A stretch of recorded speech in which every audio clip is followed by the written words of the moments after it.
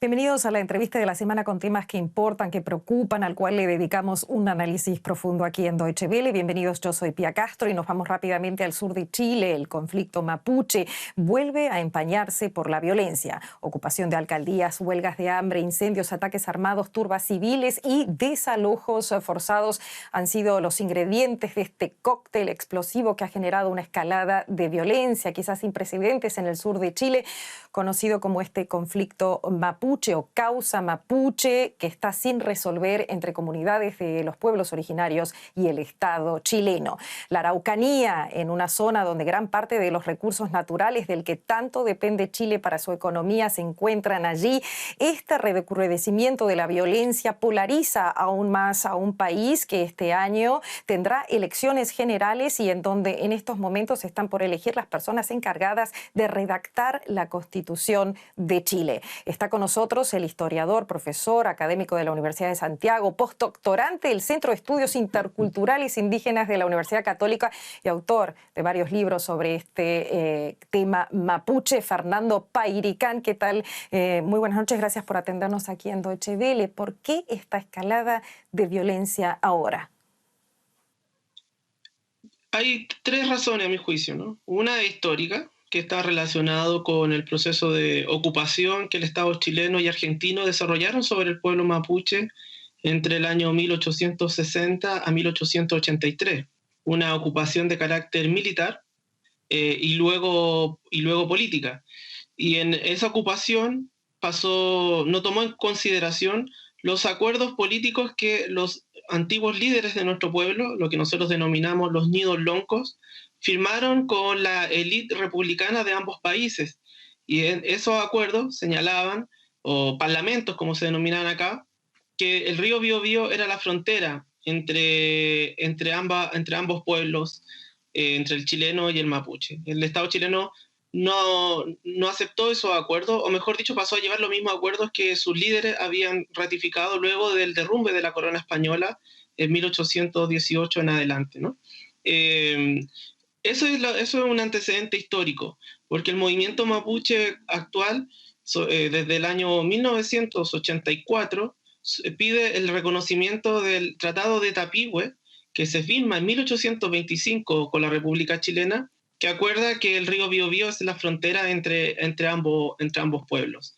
Desde ahí, y esa es la segunda, la voy a dar ahora una segunda variable, desde 1980 comienza en Chile a surgir un movimiento de carácter autonomista de parte del pueblo mapuche.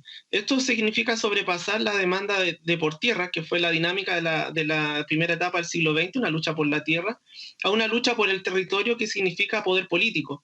Y desde la década de los 80, la organización ADMAPU, luego la organización Consejo Todas las Tierras, luego la organización Coordinadora Arauco Mayeco e Identidad Territorial Lafkenche, más Aucango Chammapu, la última organización que surge en el año 2012, piden primero la autodeterminación como una aspiración legítima, segundo, la recuperación o la devolución territorial del territorio mapuche usurpado por colonos a lo largo del siglo XIX y parte del siglo XX, y un nuevo reconocimiento político, que de alguna manera sea un reconocimiento primero constitucional y luego una reconstrucción del Estado Nacional chileno en un Estado plurinacional. Con eso cierro esto último que planteo para dejarte la pregunta. Desde el 1988, incluso antes, desde 1986, el pueblo mapuche solicita una nueva constitución y un reconocimiento constitucional para poder de alguna manera volver a marcar un punto intercultural en las relaciones con el Estado chileno. De aquello no ha sido considerado, y por tanto es un pueblo que está en un estado de ocupación, primero política, y luego un pueblo que ha sido segregado en aspecto económico, y por último un pueblo que se le niega su participación en la participación política democrática, pese a la lucha que se dio por los escaños reservados, que fue un triunfo del movimiento mapuche a raíz del estallido social que se da en Chile desde el 18 de octubre.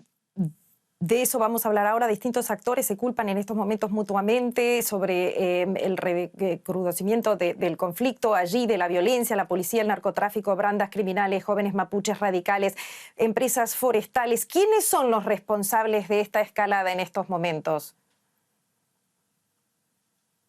El sector del movimiento mapuche de carácter rupturista, como yo lo denomino en mi libro Malón, ¿no? Para mí el movimiento mapuche tiene dos vías, una vía gradualista, que es la que usa la vía diplomática o el uso de los municipios o intentos de salir como diputados, senadores. En el caso de diputados hasta Emilia Nullao, cercana, militante del Partido Socialista. Como senador tenemos a Francisco Huenchumilla, militante de la democracia cristiana, pero que tienen una agenda mapuche dentro de ese escenario. Adolfo Millabur, un militante del movimiento autonomista que ha sido alcalde en distintos periodos y que hoy postula escaños reservados.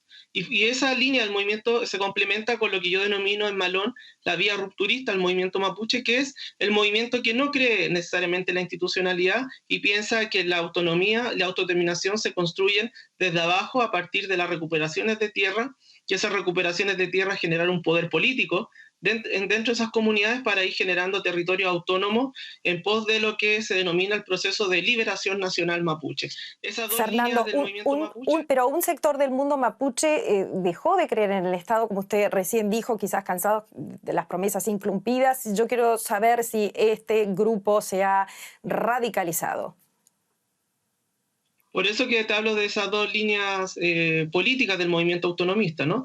Y ese sector mapuche que no comparte ni cree en el Estado chileno, porque son los que han vivido el rigor de la violencia política del Estado, con la prisión política y alto grado de violencia a través de los allanamientos o uso de la fuerza excesiva de fuerzas militares, policiales, ha generado que se radicalice este movimiento mapuche por la autodeterminación, que buscan construir la autonomía territorial en pos o en base a lo que ellos mismos han ideado como el control territorial.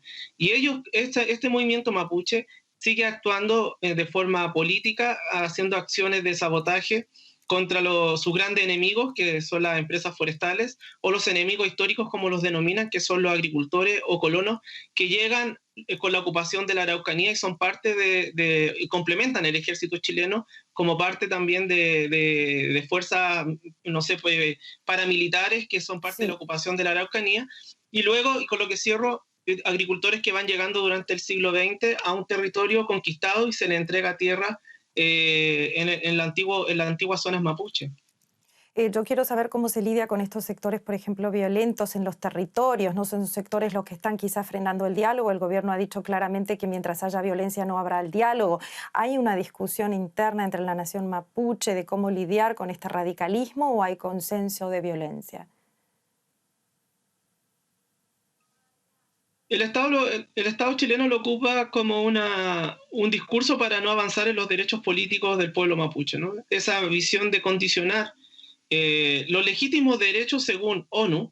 La declaración de ONU del 2007 es muy explícita en recomendar a los estados que la autonomía es un derecho humano fundamental para los pueblos originarios, y en eso Chile no se ha puesto a la altura, creo yo, de lo que está sucediendo a nivel internacional, como en el caso de Bolivia o en específico. Segundo, creo que en la medida en que haya mayor diálogo político y mayor reformas políticas para poder encauzar este conflicto dentro de la institucionalidad, es la manera de poder descender, a mi juicio, la desconfianza que tiene el sector mapuche, que apuesta a la vía rupturista hacia la autodeterminación de nuestro pueblo, ¿no? Eso significa tener que dialogar sobre la situación de la prisión política, porque hoy día existen todavía prisioneros políticos mapuches que están condenados por actos en torno a las reivindicaciones territoriales. Y creo que eso es un tema que debe debatirse para poder hablar sobre una nueva constitución y poder también avanzar hacia un nuevo pacto entre la nación mapuche y la nación chilena. En un país democrático, de ninguna manera es aceptable la violencia y jamás justificable, pero también quizás hay una responsabilidad de parte del Estado, y esa responsabilidad es tratar de explicarse por qué se ha llegado a esta situación. ¿Usted cree que el Estado lo está haciendo? El Estado lo hizo. Mira, el Estado chileno ha hecho dos cosas a mí me parece importantes. La ley indígena del año 1993 es un triunfo, es algo que lo demanda el movimiento mapuche y eso se lleva a cabo. Permite un nuevo punto de diálogo o un nuevo punto cero para poder hablar sobre las relaciones interculturales.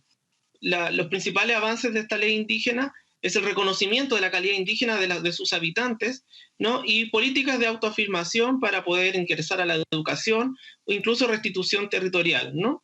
Eso yo creo que es un nuevo marco. Lo segundo, si bien con mucho retraso, se ratifica el convenio 169 de la OIT bajo el gobierno de Michelle Bachelet, el segundo gobierno, y el gobierno de Sebastián Piñera, el segundo, lleva adelante alguna aplicación del convenio 169 como la consulta previa.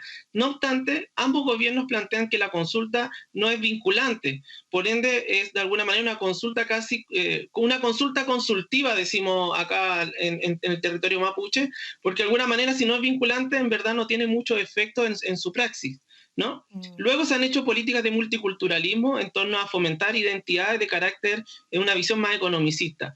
Esto dialoga penosamente con la realidad de la prisión política y allanamientos que son muy violentos sobre el territorio mapuche, que ha hecho costos de mapuches muertos, carabineros también que han muerto en este último tiempo por los enfrentamientos en las comunidades, ¿no? Que han tomado la decisión de autodefenderse, ¿no? Ante la continua agresividad de parte de carabineros y del Estado chileno, que buscan de alguna manera solucionar este conflicto a través de la violencia. Sí. Creo que eso, para responder a tu pregunta, ha generado que un sector del movimiento mapuche haya optado, luego de la muerte de varios militantes del movimiento autonomista. Yo mismo escribí la biografía de Matías Catrileo, que es uno de los que muere en esta historia en el año 2008, ha hecho entonces que se genere el derecho a la autodefensa en algunas comunidades, que ha generado una escalada de la violencia en este conflicto.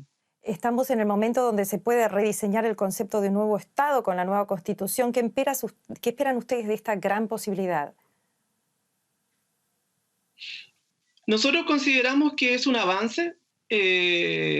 No fue fácil. Los sectores opositores a los derechos colectivos, que están vinculados acá a Renovación Nacional y a la Unión Demócrata Independiente, los dos partidos de derecha, y también Evópolis, que es un partido de derecha mucho más joven, se opusieron a la idea primero de los escaños reservados, luego cedieron, pero bajo alguna tutela de que ellos optaron, ¿no?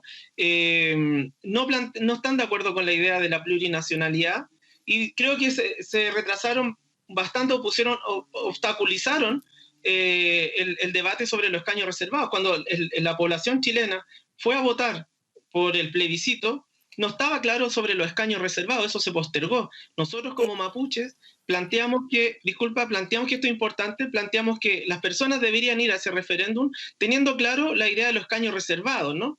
Y esto no se logró porque se opuso la derecha chilena para poder llegar a un número mínimo para poder iniciar un nuevo pacto con el Estado Nacional. Hoy día tenemos escaños reservados, ¿no? Yo quiero hablar un segundo. Escaños reservados para poder avanzar hacia una nueva relación intercultural.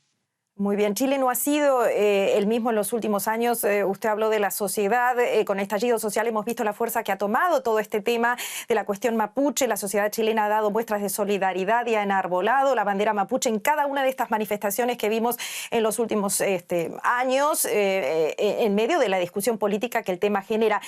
¿Cuál es la posición de la ciudadanía? ¿Cuál es la posición? ¿Ha ayudado la sociedad chilena a la causa mapuche? Mi visión es que desde abajo, en la población, desde abajo, es más intercultural que lo que la élite política en Chile está logrando comprender. Por dos razones. Una, sí hay una cercanía al movimiento mapuche, su relato histórico, sobre todo los más jóvenes. El movimiento mapuche en los últimos 20, 30 años ha sido la lucha política dentro de Chile. Eso ha generado una simpatía de parte de la población que ocupa la bandera mapuche como un emblema de un país distinto. Segundo lugar, creo que en alguna medida una parte importante de la población mapuche, a raíz de la pérdida de tierra, vive en los centros urbanos, donde se fueron principalmente el lugar de movilización social. En Santiago por lo demás, la capital de Chile, tiene el porcentaje mayor de población mapuche, ¿no? Y las imágenes de los mapuches oponiendo la bandera en el centro de Santiago, esa bandera la colocó un mapuche, ¿no? Que fue parte de estas movilizaciones sociales. Ahí está la entrevista, la pueden buscar, de esta persona. Creo que desde abajo hay un deseo de mayor interculturalidad y un país plurinacional, porque en la práctica Chile, estimadas, vive la interculturalidad y la plurinacionalidad por la migración del Perú, donde mucha de la población del Perú es migrante y es indígena, donde la población boliviana también es indígena, donde la población haitiana, que es otra población migrante mayoritaria, también tienen por su procedencia afrodescendiente derechos tribales que no son reconocidos dentro de la institucionalidad chilena. A mí todo me lleva a pensar que la práctica Chile es desde abajo intercultural, pero desde arriba la élite política en este país no se está percatando de cómo se ha cambiado este país en los últimos 20 o 30 años de la postdictadura. Fernando Pairicán, muchísimas gracias por esta entrevista aquí en Deutsche Welle, postdoctorante del Centro de Estudios Interculturales Indígenas de la Universidad Católica. Muchísimas gracias por acompañarnos. Muchas gracias a ustedes por la invitación. Gracias. Gracias. Callar.